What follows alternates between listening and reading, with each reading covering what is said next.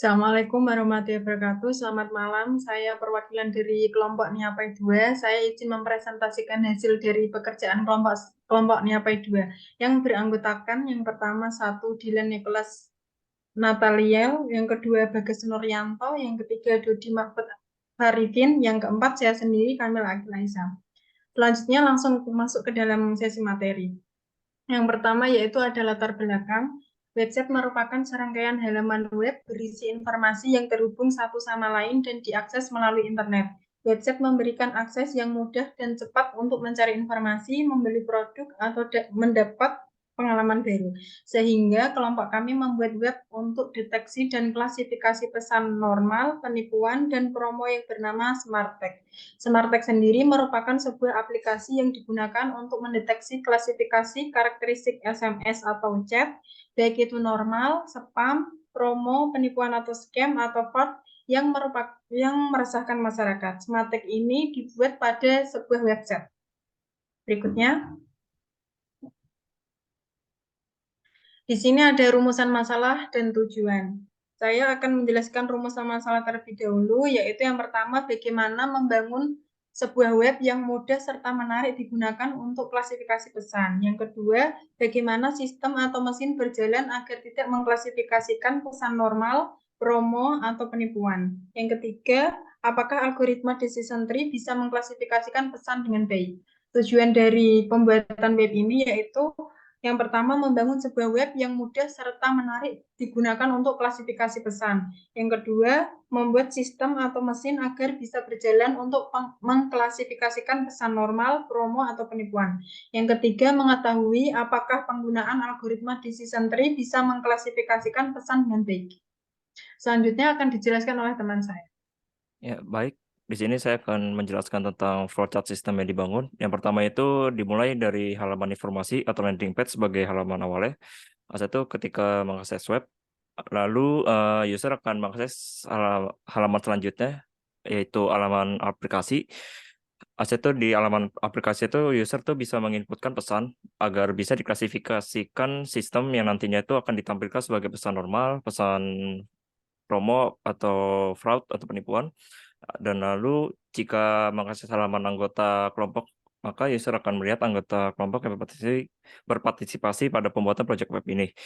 Dan sini bisa dilihat untuk di flowchart itu di situ dari mulai akses ke halaman informasi, lalu ke di situ bisa menginput pesan. Itu proses klasifikasi pesan itu menggunakan model yang telah dibangun. Itu setelah diinput nanti pesan itu akan ditampilkan. Nah, itu apakah pesan itu selesai? Kalau misalnya tidak, dia akan kembali lagi ke input pesan. Kalau misalnya sudah selesai, maka nanti halaman itu akan berpindah ke halaman anggota kelompok. Bisa di next. Ya, untuk arsitektur sistem yang dibangun, yang pertama itu adalah pemodelan AI dengan algoritma decision tree. Nah, di sini untuk pemodelan AI-nya itu yang pertama dibuat menggunakan Jupyter Notebook untuk awalnya. Lalu di Jupyter Notebook itu menggunakan model NLP yaitu decision tree. Lalu setelah dibikin modelnya di Jupyter Notebook dijadikan dengan format .model. Lalu setelah pembuatan model itu menggunakan Flash untuk deploy framework dari Python itu. Lalu setelah di Flash selanjutnya menggunakan HTML, CSS, dan JavaScript untuk front-end-nya. Setelah dibikin front-end-nya, lalu menggunakan website dengan domain ngrok. Lalu setelah di-deploy ke ngrok itu, maka user bisa mengakses ke website yang telah dibangun. Oke, untuk selanjutnya untuk user interface akan dijelaskan pada teman saya.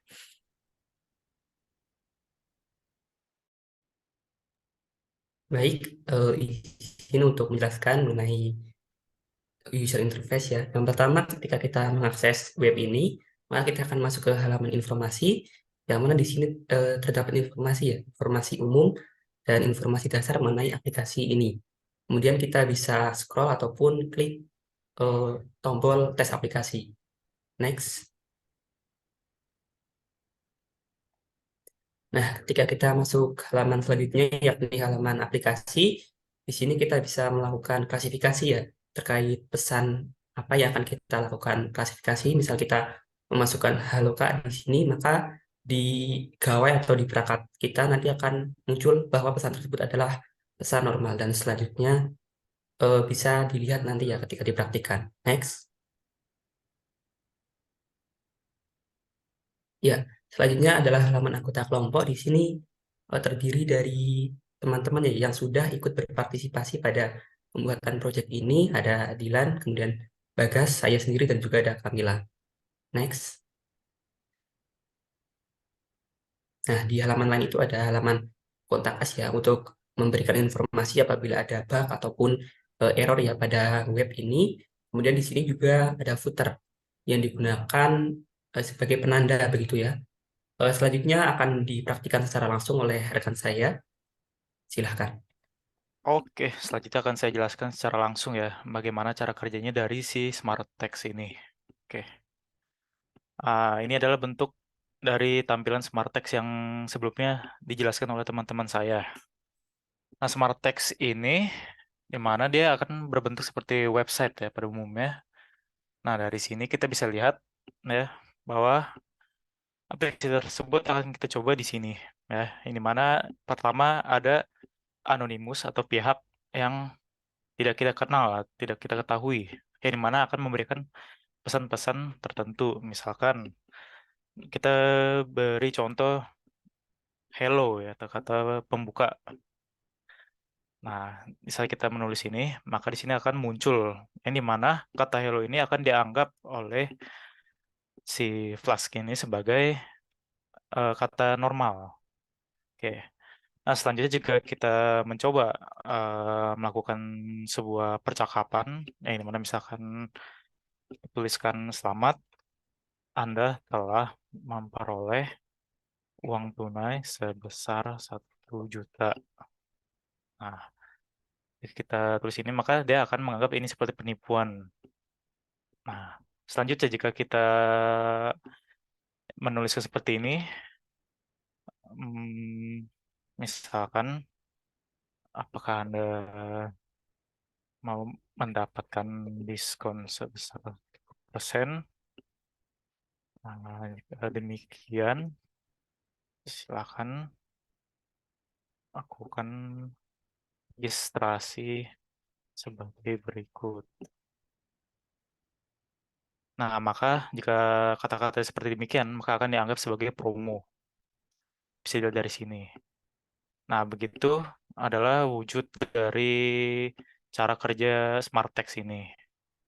Nah, bagaimana jika bagian dari kita sebagai penerima melakukan percakapan, misalkan halo,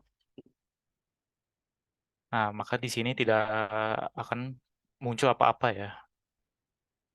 Nah, begitu adalah wujud dari Smart Text ini. Nah, untuk di bawahnya, seperti yang dijelaskan oleh teman saya, terdapat ya display anggota kelompok, dan di bawahnya terdapat kontak us. Nah, ya begitu adalah bentuknya.